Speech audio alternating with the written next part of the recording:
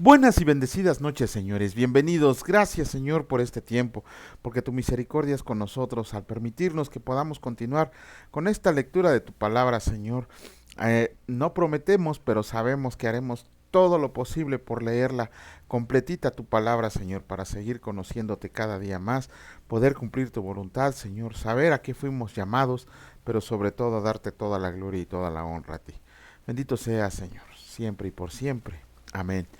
Muy buenas noches, señores. Pues ya estamos aquí y vamos a ver qué dice el hermano Raimundo acerca del versículo del día de hoy, que fue del libro de Esther, capítulo 4, versículo 14, y que escrito está: porque si callas absolutamente en este tiempo, respiro y liberación vendrá de alguna otra parte para los judíos, mas tú y la casa de tu padre perecerán.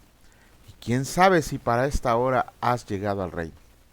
En esta escritura se nos muestra el ejemplo de cómo somos llamados a exponer en todo tiempo al prójimo la verdad, y que con la lectura diaria de la palabra de Dios podemos comprender de cómo Jesús obedece al Padre Eterno, hasta la muerte y resurrección, con el propósito de enseñarnos a disfrutar desde hoy aquí en la tierra lo que escrito está.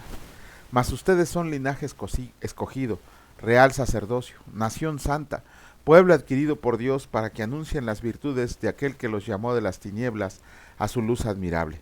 Primera de Pedro 2:9. Porque nuestro Maestro, Señor y Salvador Jesús desea que todos seamos obedientes como Él. Aleluya. Bueno, esa es la reflexión que hace nuestro hermano Raimundo, muy acorde al versículo. Y pues bueno, vamos a comenzar con la lectura. Vamos a leer el capítulo número 36 del libro de Números, y escrito está: Ley del casamiento de las herederas. Llegaron los príncipes de los padres de la familia de Galaad, hijo de Maquir, hijo de Manasés, de las familias de los hijos de José, y hablaron delante de Moisés y de los príncipes, jefes de las casas paternas de los hijos de Israel. Y dijeron: El Señor mandó a mi Señor que por sorteo diera la tierra a los hijos de Israel en posesión. También ha mandado el Señor a mi Señor que de la posesión de Zelofead nuestro hermano, que dé la posesión de Zelofead nuestro hermano a sus hijas.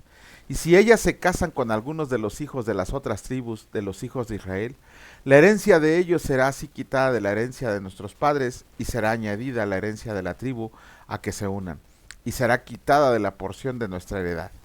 Y cuando venga el jubileo de los hijos de Israel, la heredad de ellas será añadida a la heredad de la tribu de sus maridos. Así la heredad de ellas será quitada de la heredad de la tribu de nuestros padres. Entonces Moisés mandó a los hijos de Israel por mandato del Señor diciendo: La tribu de los hijos de José habla rectamente. Esto es lo que ha mandado el Señor acerca de las hijas de Zelofead, diciendo: Cásense como a ellas les plazca, pero en la familia de la tribu de su padre se casarán, para que la heredad de los hijos de Israel no sea traspasada de tribu en tribu, porque cada uno de los hijos de Israel estará ligado a la heredad de la tribu de sus padres. Y cualquier hija que tenga heredad en las tribus de los hijos de Israel, con alguno de la familia de la tribu de su padre se casará, para que los hijos de Israel posean cada uno la heredad de sus padres, y no ande la heredad rondando de una tribu a otra, sino que cada una de las tribus de los hijos de Israel estará ligada a su heredad. Como el Señor mandó Moisés, así hicieron las hijas de Zelofead, y así Maala, Tirsa, Ogla, Milca y Noa, hijas de Zelofead, se casaron con hijos de sus tíos paternos. Se casaron en la familia de los hijos de Manasés, hijo de José, y la heredad de ellas quedó en la tribu de la familia de su padre. Estos son los mandamientos y estatutos que mandó el Señor por medio de Moisés a los hijos de Israel en los campos de Moab, junto al Jordán, frente a Jericó. Terminamos el libro de Números. El día de hoy fue el último capítulo del libro de Números. Mañana estaremos iniciando un nuevo libro, el libro de Deuteronomio. ¿Qué vemos aquí? Bueno, en este capítulo vemos cómo muy astutamente los de la familia de Zelofead hicieron que esa heredad no se perdiera por medio del año del jubileo, cuando estas hijas que iban a heredar la tierra se casaran con varones de otra tribu. Entonces, para no perder esa heredad, no obligaron, consultaron al Señor por medio de Moisés de cómo la iban a hacer para que esas tierras no se perdieran. Y el Señor les respondió que se casen con sus primos. Y se casaron con sus primos estas mujeres porque la heredad seguía perteneciendo a la tribu de José. De esa manera evitaron que la heredad de José pasar a otra tribu. Pero bueno, concluimos el libro de Números. ¿Y qué nos debe de dejar de enseñanza el libro de Números? Que a pesar de la obediencia y la rebeldía, el Señor se mantiene fiel, justo y amando a su pueblo. Muchas veces el Señor estuvo tentado a acabar con su pueblo. La palabra dice que 10 veces ya lo habían tentado y ya íbamos como a las 2/3 partes del libro y todas las demás que faltan, ¿no? Que por culpa de que hicieron enojar a Moisés, Moisés no pudo entrar a la tierra prometida. Y aún así el Señor no los desechó, gracias a las oraciones de Moisés, gracias a que el Señor es bueno y misericordioso. Entonces nos debemos de llevar como enseñanza, no que estemos pecando y pecando, sino caminar en santidad. Tenemos que caminar en santidad, caminar en los caminos del Señor, donde Él nos diga que debemos transitar por medio de la lectura de su palabra, y saber que si en algún momento caemos o tropezamos, el Señor es fiel y justo para perdonarnos. Vamos a concluir la lectura del capítulo número 19 del libro de los Hechos, y escrito está: el alboroto en Éfeso. Hubo para aquel tiempo un disturbio no pequeño acerca del camino, porque un platero llamado Demetrio, que hacía de plata templecillos de Diana, daba no poca ganancia a los artífices, a los cuales, reunidos con los obreros del mismo oficio, dijo: varones, saben que de este oficio obtenemos nuestra riqueza, pero ven y oyen que este Pablo, no solamente en Éfeso, sino en casi toda Asia, ha apartado a muchas gentes con persuasión, diciendo que no son dioses los que se hacen con las manos. No solamente hay peligro de que nuestro negocio venga a desacreditarse, sino también que el templo de la gran diosa Diana sea estimado en nada, y comience a ser destruida la majestad de aquella quien venera toda Asia y el mundo entero. Cuando oyeron estas cosas se llenaron de ira, y gritaron diciendo: grande es Diana de los Efesios, y la ciudad se llenó de confusión, y a una se lanzaron al teatro, arrebatando a Gayo y Aristarco, macedonios, compañeros de Pablo, y queriendo Pablo salir al pueblo, los discípulos no lo dejaron. También algunas de las autoridades de Asia, que eran sus amigos, le enviaron recado, rogándole que no se presentara en el teatro.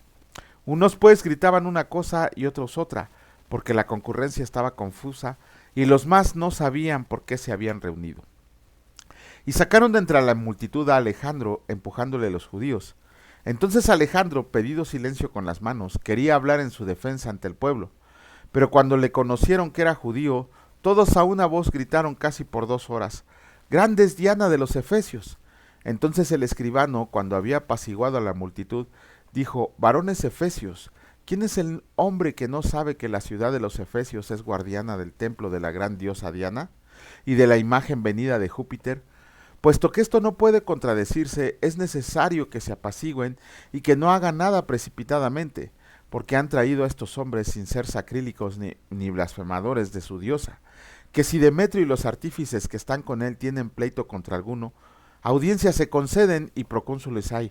Acúsense los unos a los otros, y si demandan alguna otra cosa, en legítima asamblea se puede decidir, porque peligro hay de que seamos acusados de sedición por esto, no habiendo ninguna causa por la cual podamos dar razón a este concurso.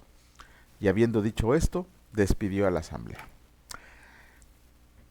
Tenemos que llevarnos en este medio capítulo que muchas veces la ignorancia y el dejarnos llevar por otros hombres no sabemos ni lo que estamos haciendo. Lo podemos aplicar muy bien esto a los ritos y costumbres que se practican las demás religiones, ¿no? Las otras denominadas religiones. Muchas veces yo le he preguntado a la gente por qué celebran lo que celebran y no lo saben, no lo saben. Por ejemplo, en estos tiempos que celebran la famosa Cuaresma, yo le he preguntado a la gente que si saben de dónde viene esta tradición o esta costumbre, y no lo saben. Lo único que dicen es que así lo ordena su iglesia, pero no tienen ni idea de dónde viene la Cuaresma, por qué la prohibición de comer carne los viernes. No se preocupan ni siquiera por aprender. Es lo mismo que hizo la gente de Éfeso.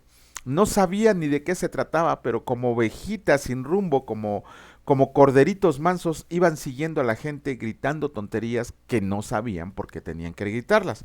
Eso es un reflejo de la ignorancia que pasa cuando no se escucha correctamente.